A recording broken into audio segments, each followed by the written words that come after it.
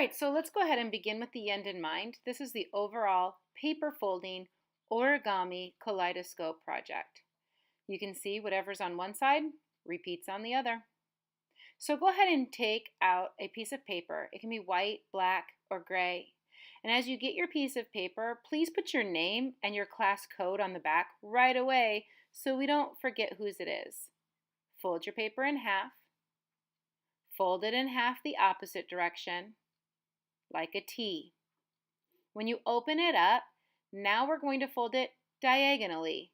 So it's like a huge triangle. Fold your paper in half again. When you open it up, turn it, and then you can make it across so that you have another triangle going the opposite direction. So first my triangle was pointed upward, now my triangle is pointed to the side. Crease that fold.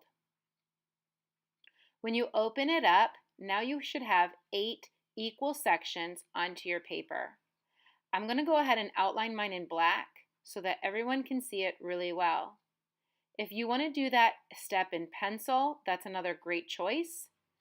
But please, just go ahead and outline over top of your folds, making sure that they're crisp, clean, and easy so that when we start making our origami folds, you'll know how and where to place them onto your project.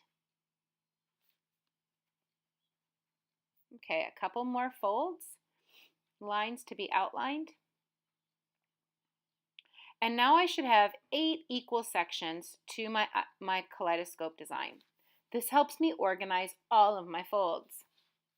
Now go to the supply table and get 4 square pieces of paper. All 4 pieces should be the same color. When you get your fold, this is how we're going to start off making our classical fold line. Fold your paper in half. Fold it across so you'd have 4 equal sections. So I folded it twice, 1, 2, and then I open it up, holding it in the middle of my paper. I'm going to get real close here. Folding it in the middle, bring it down from one corner down to the center of that fold line. Hold it from the top and crease it down. Crease it down with your fingernail or crease it down as best you can so it doesn't pop up. Bring that back to the center and do the same on the opposite side. Creasing it down, giving it a good solid fold. This is what it should look like when you are finished. It's open at the flat on the back and open in the top. I'm going to set that aside and let's try it one more time.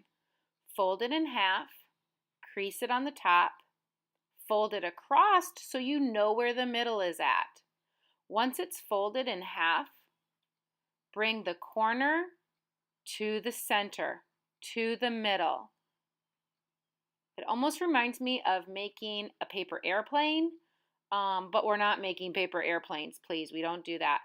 Just bringing the corners of your paper down to the center and giving it a good solid line or fold. You're doing this 4 times, so you got 2 more papers to go. Once you've got those 4 papers, set them aside. I've only done 2 just because now that you know how to do it, you've got 4 of them. But I wanted to show you also how to do the kite fold. So again, I went back, grabbed 4 pieces of paper that are all the same color. So 1, 2, 3, 4. I'm going to take it and show you a different fold. It's called the kite fold. I'm going to fold my paper diagonally this time. The big square got folded diagonally. Bring the corner to the center, crease that down. Again, bring the side to the middle, crease that down. You'll have an open part at the bottom of it. And if you look at it, it does kind of look like a kite. Let's try it one more time.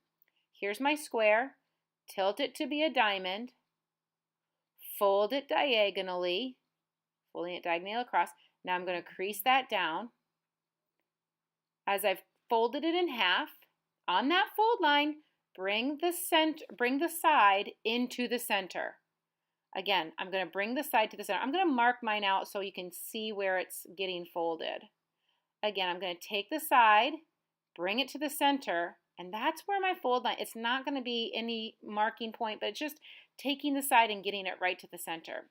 You do not have to do this type of fold. This is just an option for variety and interest to your kaleidoscope design. Again, do the same thing to the other side. If this seems like too hard of a fold, you do not have to do it.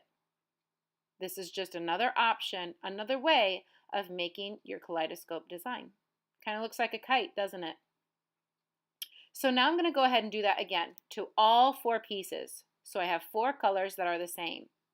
Now, let's go ahead and take a moment and start thinking about where I'm going to be placing this on the paper. So I've kind of sketched out and thought about where I want to put my pieces, but I didn't glue them down yet because I'm in the planning stage. I'm trying to think about where I want to put my pieces. So let's go ahead and clear it off and get started once again. Now that I've got a few of my papers folded, I'm going to go ahead and start arranging them onto my paper. I'm going to start in the center, the easiest place to start.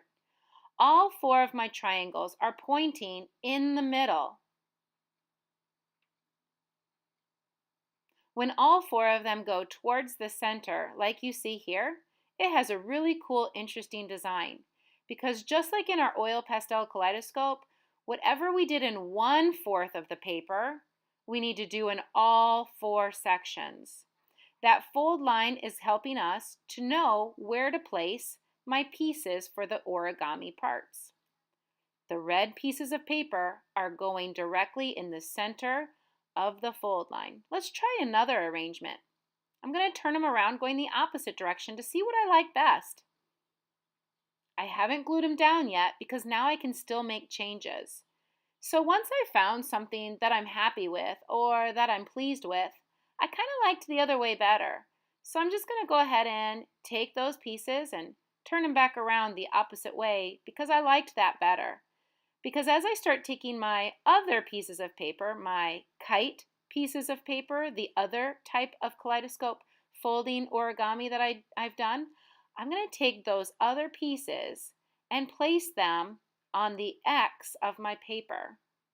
So it's just, again, planning out and thinking about how do I want to organize my design or decorative papers.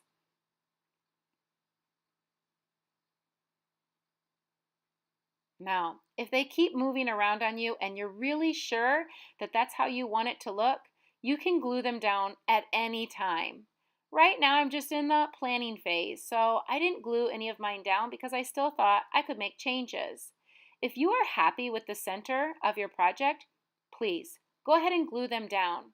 If you're not happy, by all means, now's still the planning stage. Now's the time that you can change it. Boy, I really like the way that this is starting to turn out. I like the color varieties. I like the way that it's starting to look. And again, I'm just going to keep working on it and see what I want to do with these other pieces of papers that I have. I hope you have fun making this project. I know I had fun planning it out and thinking about where I should put my designs and my papers. Let's go ahead and I'll let you go ahead and get started making your own kaleidoscope design too. Again, we'll take a look at what it looks like by the time that you're finished, and maybe that'll help you get some ideas of what you want to do for your kaleidoscope design. Now it's your turn.